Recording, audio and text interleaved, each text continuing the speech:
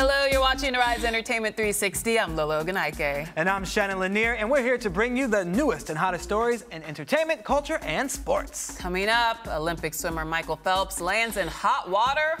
We'll tell you why. Oh, goodness. No. Plus, comedian Tracy Morgan speaks out for the first time since his near-death accident. And Grammy Award-winning singer Alicia Keys is here to discuss her latest single, We Are Here, and all of her charitable initiatives. That's right. Plus, TV Guide magazine's critic Matt Rausch stops by with Fall's Must-See TV. Love him. Can't wait. And actors Jessie T. Usher and Ronrico Lee drop by to discuss their new Starz Network comedy, Survivor's Remorse. Definitely one of the hits this season. I know. Plus, Natasha Eubanks, creator of the YBF.com, one of the most popular gossip and entertainment websites, is here with some juicy gossip. You know, I'm on that site all the time. All right. Like, what they talking about today? Okay. All right. Well, bad news for Olympian Michael Phelps. I know. sad. The celebrated swimmer was arrested this week for driving under the influence. He was pulled over by Maryland cops for speeding at 84 miles per hour in a 45-mile-per-hour zone. Wow. Not good. It's the second DUI arrest for Phelps. He was pulled over for a similar offense in 2004 when he was only 19, Shannon. Back then, he was sentenced to 18 months of probation. Ooh. Oh, my goodness. Well, Phelps hasn't addressed his recent arrest yet, but a spokesman for USA Swimming had this to say, quote, "The news regarding Michael Phelps and his actions are disappointing and unquestionably serious. We expect our athletes to conduct themselves responsibly in and out of the pool." Well, I hope he gets it together after this situation. I mean, he was already on probation once and it apparently didn't work, so hopefully a little tougher hand he's will... still young, and maybe he needs a structure of swimming. You know, the discipline that comes along with being an Olympian. Maybe that's what he needs again. He's still young. He can get back in the pool. All right. Get back on the saddle. Well, Amanda Bynes. Oh, Amanda. What now? Yeah, well, yeah, Amanda. Her troubles seem to be growing by the day. Oh, Amanda. Bynes was busted earlier this week for driving under the influence as well. And now it turns out that the starlet was booted out of the LA fashion school she was attending. Oh, yeah, she got kicked out earlier this month, Shannon. You know, according to the New York Post, she was an awful student. Yeah, and she wasn't skipping classes or high on marijuana. Oh. Yeah, that's what they say. Pass. Yeah, right? They said she would argue with her classmates and try to pay them to do her homework. What? Yeah, and Bynes also was reportedly caught cheating on a test. This just gets messier by the day. And so does that hair. But here's the thing. I was just reading an article about Robert Downey Jr. and Vanity Fair.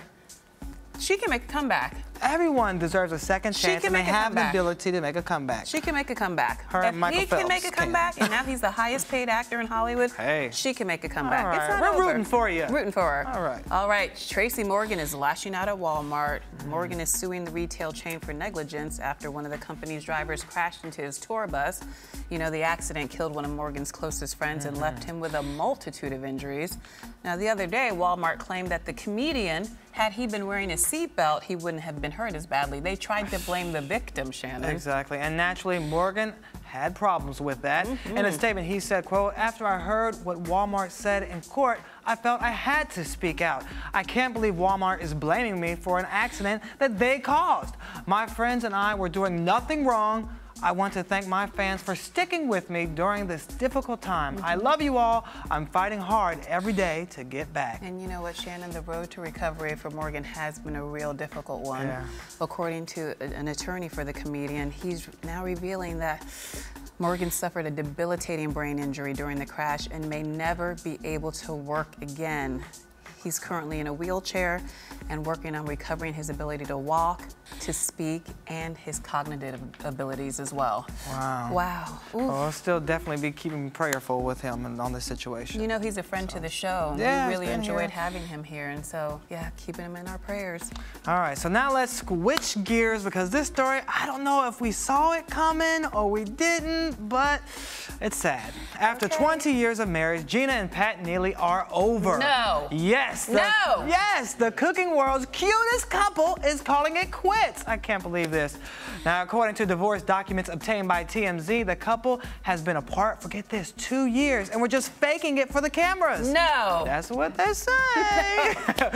We'll have to ask Natasha Eubanks about that one, right? They're great actors. Well, the Neelys addressed news of their relationship demise with blaming irreconcilable differences for their split. Irreconcilable differences. Yeah. That's the go-to nowadays. Of Everybody course, just yeah. checks it off. Yep, irreconcilable differences. Oh, wow. Well, in a statement, they said, quote, "This was a tough decision, but we believe it is the best decision for us." And they added, "Together we've built a strong brand as the Neelys. Moving forward, our focus will be on our individual brands, and we are optimistic about our respective futures." Yeah. You remember when Pat was here a few months ago? Yeah, he came by himself. Right. Yeah. There he is. Now we know why. Oh. Yeah. Those are little signs along the way, huh? Well, you know, if it's too hot in the kitchen. Whoa, you know what they say. Well, hopefully they can still be friends in the kitchen. Come back together for holidays, all that good stuff.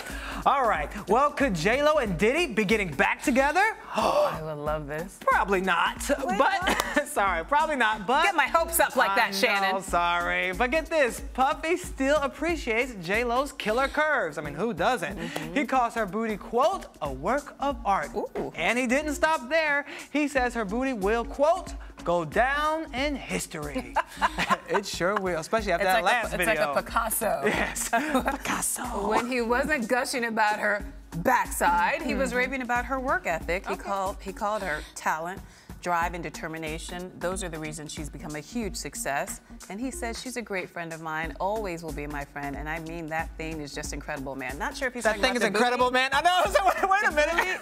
or the friendship. The talent, I don't know. Either way, it's incredible. All right, well, another of J-Lo's exes is making headlines, too. All right. This time it's Ben Affleck. You know, he famously kissed her rear end in the Jenny from the Block video. Remember that? How could we forget? Now, guess what he's showing off these days, Shannon? Uh-oh. Some man junk. Yeah. We don't need to see that. He's showing it off in the new Gone Girl movie, which I will be seeing. First in line, I'm sure. Yes. You don't want to hear this, but yes, Affleck goes full frontal. Oh, come on. Full frontal. Apparently, it's a brief scene, but the question is, how brief is it? Whoa! Boom, boom. All right. How brief is it? You tell us. Tweet us about it at Arise TV 360. We'll be right back. How brief is it?